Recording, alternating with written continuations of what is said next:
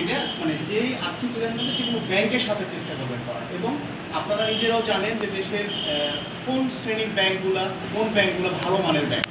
এখানে সরকারি ব্যাংকও আছে, প্রাইভেট ব্যাংকও আছে অনেক, হ্যাঁ। আর এইটা একটা জিনিস।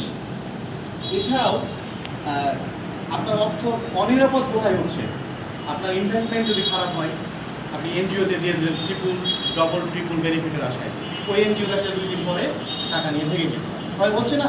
পেপার পত্রিকা আপনি প্রতিনিয়ত শুনতে পাচ্ছেন। ফলে প্রথমত নিজের লোভ, নিজের বেশি উচ্চাকাঙ্ক্ষাকে সংবরণ করতে হবে, যে আমি একটা লিমিটের মধ্যে থাকবো। আমার মেইন ইয়ে হচ্ছে আমাদের মূল টাকা সংরক্ষিত থাকে, আমি একটু মুনাফা কম পাই কিন্তু আমি একটা ভালো জায়গায় রাখবো। আপনি যারা আপনার সাথে প্রতারণা করবে, আপনার সাথে মিষ্টি কথা বলবে, আপনাকে প্রলোভন দেখাবে সবসময়, শয়তানের কাজই এটা।